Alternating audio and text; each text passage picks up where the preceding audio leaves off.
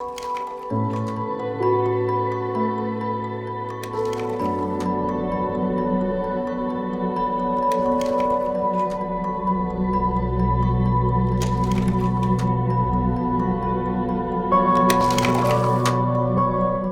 pessoal, estamos mais uma vez com o nosso projeto Modernizando Memórias. Hoje a gente está com a Sandra Fávaro. Muito obrigada pela participação.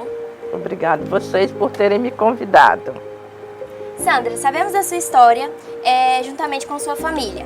Conta pra gente como tudo começou no comércio de Pinheiros. Então, há mais ou menos 30 anos atrás, né, a gente sempre teve um sítio e lá a gente tinha de um tudo que tem em um sítio. Uma família que a gente era em 10 filhos, né? Em um sítio tem que ter um pé de laranja, tem que ter galinha, tem que ter porco. E a família foi crescendo e papai foi tendo que criar meios para criar os filhos e educar os filhos em uma sociedade com respeito e com princípios. E criar com princípios, né? Tinha que ensinar a trabalhar, diferente de hoje, né? A gente começava a trabalhar muito cedo.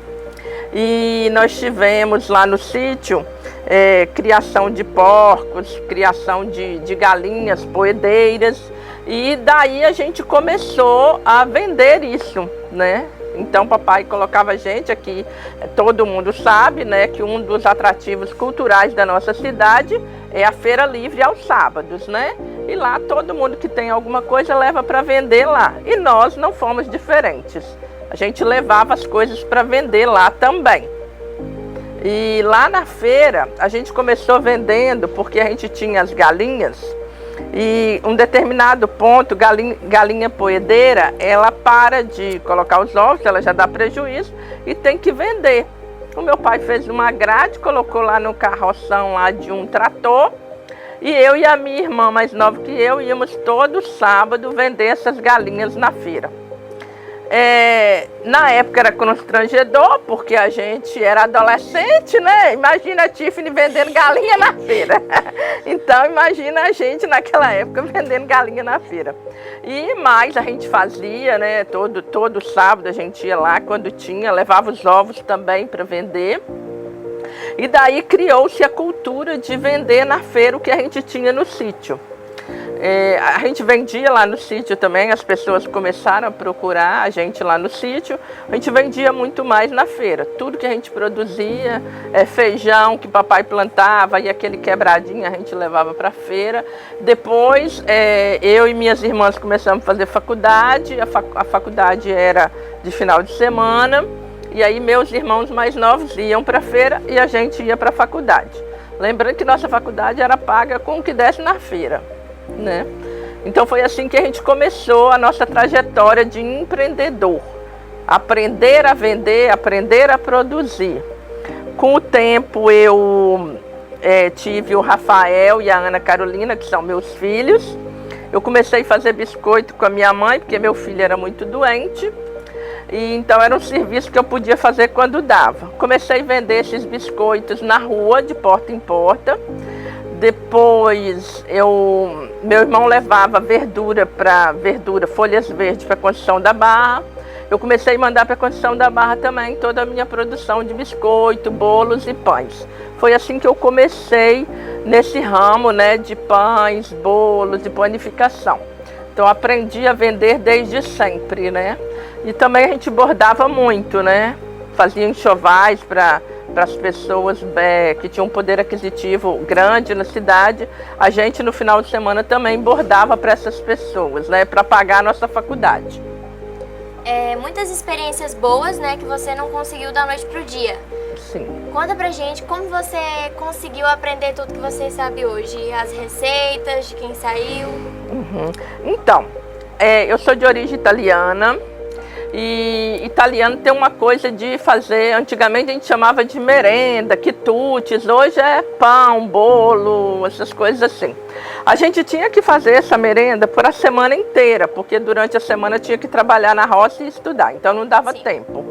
Então eu aprendi, comecei, aí eu já fazia E quando eu comecei a fazer os biscoitos, eu peguei todas essas receitas da minha avó, das minhas tias, e comecei a fazer essas receitas que eu já dominava um pouco. Mas só que eu tinha que modernizar, eu tinha que oferecer uma coisa diferente para o cliente. Então eu comprava aquelas fitas cassete, não sei, a maioria dos jovens nem conhecem mais, hoje é pendrive, né? E tudo, mas eram fitas cassetes que eu comprava de padeiros renomados de São Paulo, assistia essas fitas e começava a fazer. As receitas que eu ganhava, receita caseira da minha avó, com o tempo, para não dar errado, eu comecei a transformar tudo em peso. Então eu pesava tudo, então transformei a receita em peso, porque eu não tinha erro. Foi assim que eu aprendi, né? E eu tinha um cunhado que tinha uma padaria lá em Teoflotone, ele começou a me ajudar também, né? Me ensinando, trazia um técnico que ele tinha lá, que tinha disposição de vir. E assim eu fui aprendendo a fazer o que eu sei fazer hoje. Como foi a sua primeira loja? Então, a minha primeira loja foi lá no sítio mesmo. Sim. Era uma casinha de ferramenta da serraria do meu pai, da roça. Como ela ficava de frente para a rua, a gente aproveitou essa casinha de ferramenta, né? A gente deu uma repaginada nela, mais ou menos lá. Aproveitamos as mesmas prateleiras, só coloquei paninho e abri essa loja. Um italiano veio, a Venda Nova do Imigrante, meu pai estava lá em um curso, e ele desejou conhecer o norte, que o norte ele é muito diferente do sul do estado, né? Então ele veio até a nossa casa, ficou uns 10 dias com a gente, eu já era casada, já fazia minhas coisas, e ele falou que só faltava na nossa vida ter um ponto de comércio para facilitar, para a gente não ficar, quer uma coisa, corria lá e pegava. Queria arroz, ia na pila de arroz e pegava. Queria café, ia lá moer na hora. Então, a gente juntou tudo em um estabelecimentozinho pequenininho, muito simples, e ficava mais fácil. Eu produzia, colocava ali, e as pessoas vinham até a minha loja comprar. Foi assim que eu comecei o meu primeiro estabelecimento. Muitas pessoas contribuíram para onde vocês... Sim, muitas pessoas. Você pode citar pra gente algumas? Posso. O Sérgio Canguçu, que é meu cunhado de Teoflotone, foi uma das pessoas que me ajudou muito. Todos os meus irmãos nos ajudaram muito. A minha tia Marlene, do Supermercado Nacional, como ela tinha como comprar em grande quantidade, então eu adquiria por um preço menor, sendo que o meu ajudava mais no lucro, né? E também na qualidade do produto, porque fazer é muito fácil, né? Manter o cliente é mais difícil. Tinha diferença, é claro, do comércio de antes e agora. Como era o passado? Então, onde ficavam as coisas, tudo certinho? Então, no passado, eu não tinha concorrente para começar, né? Pinheiro tinha, acho que 2 padarias só. E eu que iniciei com essa coisa de fazer o produto e sair vendendo. Então, assim, era mais difícil ter o produto. Hoje os caminhões, a gente tem N representantes, né? Antigamente Pinheiro quase não tinha, né, essa facilidade da mercadoria chegar até a gente. Então, assim, dificuldades tinha e muitas, porém eu não tinha concorrência, né? Hoje a gente não tem dificuldade para que o produto chegue, mas graças a Deus a cidade evoluiu, as pessoas acreditaram que elas podem fazer, acreditaram no potencial de cada uma, e a gente tem uma cidade que produz muito, né? Nós temos grandes confeiteiras, nós temos pessoas aí que sobrevivem de fazer biscoito, de fazer um bolo. Então, assim, quem quer não precisa entrar no mundo do crime, tem oportunidade para todo mundo. Sim. Não teve nenhuma dificuldade muito grande assim para você hoje no comércio? Sim, tivemos dificuldades imensas. A gente teve, quando eu atingi um ápice assim, bem legal, loja bonitinha, fábrica bonitinha, a caldeira de meu pai fazer doce explodiu, colocando toda a minha estrutura no chão. Então, da noite para o dia, eu não tinha mais nada.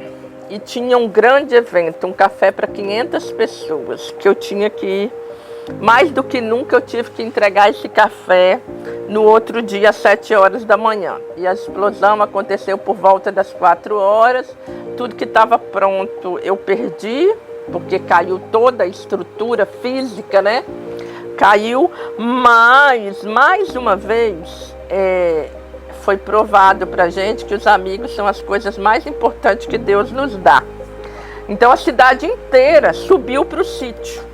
Começou a chover, eu estava perdendo a minha mercadoria, saco de trigo, tudo que eu tinha perdendo, as pessoas começaram a carregar e mais ou menos umas 10 a 15 pessoas passaram a noite inteira produzindo comigo, para eu entregar no outro dia esse café para 500 pessoas. Era uma empresa de fora que estava fazendo um evento aqui. Então, assim, comecei tudo de novo, mas graças a Deus deu tudo certo. Lembrando que é muito difícil começar assim, porque a gente não tem dinheiro, porque você não acredita que o dinheiro vai entrar, você não acredita no seu potencial, você não acredita que o cliente vai vir. Então, são coisas que atormentam a gente perde o equilíbrio, ainda mais a gente é muito novo. E eu aprendi nesses anos todos que a gente planta uma semente e tem que esperar ela crescer para ter sombra, né? Então, o comércio é a mesma coisa, é devagar e a gente chega em um patamar legal com o tempo, depois de estudar muito, trabalhar muito. Você olha para o passado que tem erros e acertos. Você tem algum desejo no seu coração, algum curso, uma loja nova que você queira abrir em outra cidade? Não, loja nova, nenhum desejo. Eu tenho desejo, um desafio muito grande. Eu recebi uma proposta de trabalho fora de Pinheiros, depois que eu fiz a entrevista com você.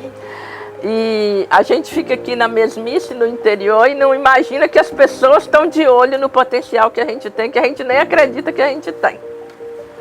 Mas meu desejo maior mesmo seria dar palestras, né? Eu dei uma palestra no Copibem, que foi uma experiência maravilhosa, foi um dia inesquecível na minha vida. Eu fiz um trabalho com a Móveis Simonetti, com 80 gerentes de lojas, né? Eu coordenei eles fizeram da entrada do jantar, o prato principal e a sobremesa sobre a minha gestão, né? Com eles lá foi uma tarde inesquecível também, um trabalho muito bom. Como a culinária, ela consegue movimentar a pessoa, ela tira a pessoa de um estágio e coloca a pessoa num estágio de prazer e de delícia muito grande. Eu fiz um trabalho também com uma psicóloga ano passado no Setembro Amarelo, como a culinária tira pessoas da depressão.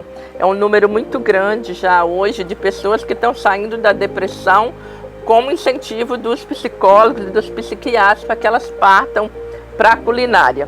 Então, o meu desejo grande é morrer vazia de mim mesma, que eu possa passar para as pessoas tudo que eu sei, tudo que eu aprendi, né? Eu recebi muitas e muitas escolas lá para visitar o meu estabelecimento. O meu trabalho é conhecido em muitos lugares, muitos municípios, muitas famílias sobrevivem do que eu ensinei. Então, para mim, né, é só muita gratidão a Deus pelo que Ele me proporcionou, pelo que Ele me deu, né? E eu gostaria muito de palestrar e ensinar o que eu sei para as pessoas. Esse é o meu maior desejo. Vai se realizar. A sua história é muito linda, com certeza vai confortar os corações de todo mundo vai ficar muito feliz. Muito obrigada. Nada. Então, galera, muito obrigada pela sua companhia e até a próxima.